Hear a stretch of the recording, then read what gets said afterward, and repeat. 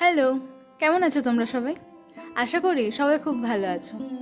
আজ আবারও একটা ডিসপ্যাচ ভিডিও নিয়ে চলে এসেছি। এই অর্ডারটা আমাকে দিয়েছিল প্রিয়াদি। প্রথমেই তোমাদেরকে দেখাই ডাবঘটের ওপর বানানো এই সেটটা।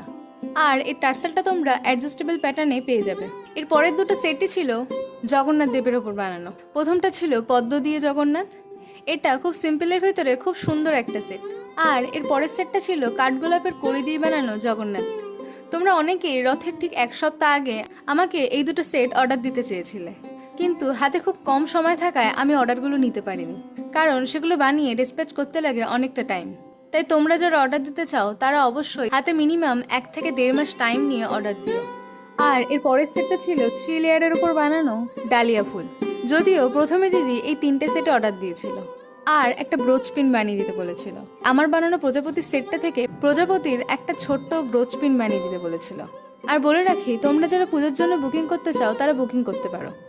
পুজোর বুকিং নেওয়া শুরু হয়ে গেছে। এবার তোমরা বলো, আজকের দেখানো জুয়েলারিগুলো তোমাদের কেমন লাগলো? সবাই খুব ভালো থেকো অ্যান্ড স্টে উইথ লাবণী স্যাটল ফর মোর আপডেট।